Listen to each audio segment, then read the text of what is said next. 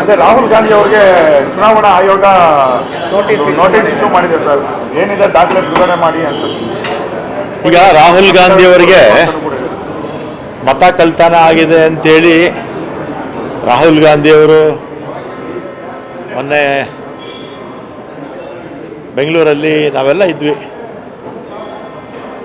C M ಇದ್ದರು, D C M ಇದ್ದರು, ನಮ್ಮ AICC ಅಧ್ಯಕ್ಷರಿದ್ದರು. ಕಳ್ತನ ಆಗಿದೆ ಅಂತೇಳಿ ದಾಖಲೆ ಸಮೇತ ಹೇಳಿದ್ದಾರೆ. ಎಲೆಕ್ಷನ್ ಕಮಿಷನರು ಕೊಟ್ಟಿರ್ತಕ್ಕಂಥ ದಾಖಲೆನ ಪರಿಶೀಲಿಸಿ ಕ್ರಮ ತಗೊಳ್ತೀವಿ ಅಂತ ಹೇಳಬೇಕು. ಅದು ಬಿಟ್ಬಿಟ್ಟು ನಮಗೆ ನೋಟಿಸ್ ಕೊಡ್ತಾರೆ. ಇವತ್ತೇನಾಗಿದೆ, ದೇಶದಲ್ಲಿ ಸ್ವಾಯತ್ತ ಸಂಸ್ಥೆಗಳೆಲ್ಲ ಕೊಳತು ನಾರ್ತಾರೆ. ಒಂದು ಕಡೆ ED ಇರ್ಬೋದು, ಅನೇಕ ಬಾರಿ ಸುಪ್ರೀಂ ಕೋರ್ಟು ಹೈಕೋರ್ಟುಗಳು ಚೀಮಾರಿ ಹಾಕಿದೆ ಇತ್ತೀಚೆಗೆ. ಅದೇ ರೀತಿ CBI, ಅದೇ ರೀತಿ income tax department, election commission. ಈ ಎಲೆಕ್ಷನ್ ಕಮಿಷನ್ನು ಚೇರ್ಮನ್ ಯಾರು, ಅಧ್ಯಕ್ಷರು ಮತ್ತು ಇತರ ಇನ್ನು ಕಮಿಷನರ್ಸ್ ಯಾರು, ಎಲ್ಲ ಇವ್ರು ನೇಮಕ ಮಾಡಿರೋರು. ಇವ್ರು ಹೇಳ್ದಂಗೆ ಅವ್ರು ಕೇಳ್ತಾರೆ ಅಷ್ಟೇ. ಅದೇ ದೇಶದಲ್ಲಿ 11 ವರ್ಷದಿಂದ ಈ ಸ್ವಾಯತ್ತ ಸಂಸ್ಥೆಗಳೆಲ್ಲ ಕೂಡ ಬಲಹೀನವಾಗಿದೆ.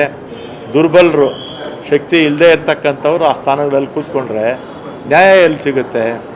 ಹಿಂದೆ ಶೇಷನ್ ಇದ್ದರು, ನಿಮಗೆಲ್ಲ ಜ್ಞಾಪಕ ಇರಬೇಕು, TN ಶೇಷನ್ ಅಂತ. ನಮ್ಮ ಚುನಾವಣೆ ವ್ಯವಸ್ಥೆನಲ್ಲೇ ಅತ್ಯಂತ ಪಾರದರ್ಶಕತೆ ತಂದಂಥವರು TN ಶೇಷನ್. ಆ ಥರದ ವ್ಯಕ್ತಿತ್ವ ಇರ್ತಕ್ಕಂಥವರು ಎಲೆಕ್ಷನ್ ಕಮಿಷನ್ ಆದರೆ ಪಕ್ಷಾತೀತವಾಗಿ ಅವ್ರು ಕೆಲಸ ಮಾಡಬೇಕು. ಅವ್ರು ಯಾವುದೇ ಒಂದು ಪಕ್ಷಕ್ಕೆ ನಿಷ್ಠೆ ತೋರಿಸೋದು ಇದೆಲ್ಲ ಕೂಡ ಸರಿ ಇಲ್ಲ. ಈಗ ಮುಂದಕ್ಕೆಲ್ಲ ಇದ್ದೇ ಇರುತ್ತೆ. ಕೋರ್ಟ್ ಇದೆ, ಹೈಕೋರ್ಟ್ ಇದೆ, ಸುಪ್ರೀಂ ಕೋರ್ಟ್ ಇದೆ ಅಲ್ವಾ, ಇರುತ್ತೆ.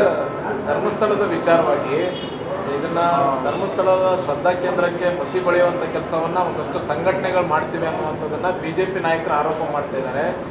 ಮತ್ತೆ ಸರ್ಕಾರ ಕೂಡ ಆಮೇಲೆ ಇಲ್ಲ, ಈಗ ಇದು ಇಲ್ಲ, ಒಂದು ನಿಮಿಷ ಇರಿ. ನಮ್ಮ ಸರ್ಕಾರ ಯಾವತ್ತೂ ಅತ್ಯಂತ ಪಾರದರ್ಶಕವಾಗಿದೆ. ಹಿಂದೆ ಈ ಘಟನೆ ನಡೆದಿದ್ದಾಗ CBI ಕೊಟ್ಟಿದ್ದರು. CBIಯಿಂದ ತನಿಖೆ ಆಯಿತು. ಆಮೇಲೆ ಕೂಡ ಭಾಳಷ್ಟು ಜನಕ್ಕೆ ತನಿಖೆ ಆಗಿರ್ತಕ್ಕಂಥದ್ದು ಸರಿ ಇಲ್ಲ ಅಂತ ಒತ್ತಡ ಬಂದ ಮೇಲೆ SIT ತನಿಖೆಗೆ ಆದೇಶ ಕೊಟ್ಟಿದ್ದಾರೆ. ಈ SIT ತನಿಖೆ ನಡೆಯುವಂಥ ಸಂದರ್ಭದಲ್ಲಿ ನಾವು ಇದ್ರ ಬಗ್ಗೆ ಮಾತಾಡೋದು ಸೂಕ್ತ ಅಲ್ಲ. ತನಿಖೆ ಆಗಲಿ. ಈಗ BJPಯವರು ಅವರು ಯಾವ ಸಂದರ್ಭದಲ್ಲಿ ಹೇಗೆ ಮಾತಾಡ್ತಾರೆ ಅಂತಲೇ ಗೊತ್ತಿಲ್ಲ.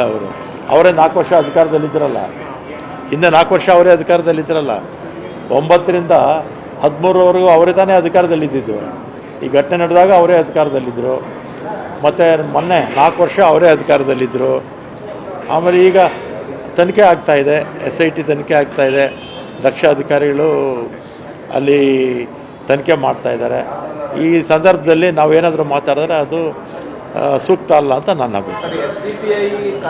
STPI ಸಂಘಟನೆ ಕೂಡ ಇದರ ಹಿಂದಿದೆ ಈಗ BJPಯವ್ರ ಮಾತಿಗೇನು ಬೆಲೆ ಕೊಡೋಕ್ಕೆ ಹೋಗಬೇಡಿ.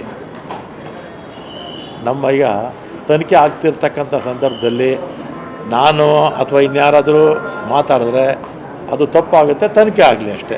ಯಾರಾದರೂ ತಪ್ಪು ಮಾಡಿದರೆ ಶಿಕ್ಷೆ ಆಗುತ್ತೆ, ತಪ್ಪು ಮಾಡಲಿಲ್ಲ ಅಂದರೆ ದೋಷಮುಕ್ತರಾಗ್ತಾರೆ ಅಷ್ಟೇ. ಸರ್, ಮಧ್ಯಂತರ ವರದಿ ಏನಾದರೂ ಬಿಡುಗಡೆ ಮಾಡೋದಕ್ಕೆ ಅಲ್ಲ, 16ನೇ ತಾರೀಕು ಇದೆಯಲ್ಲ, 16ಕ್ಕೆ ಕ್ಯಾಬಿನೆಟ್ ಮೀಟಿಂಗ್ ಇದೆ. ಒಂದೇ ಸಬ್ಜೆಕ್ಟು, ಅದ್ರ ಬಗ್ಗೆನೇ ಡಿಸ್ಕಷನ್ಸು, ಅದ್ರ ಬಗ್ಗೆ ಆವತ್ತೇ ತೀರ್ಮಾನ ಕೂಡ ತಗೋಬೋದು.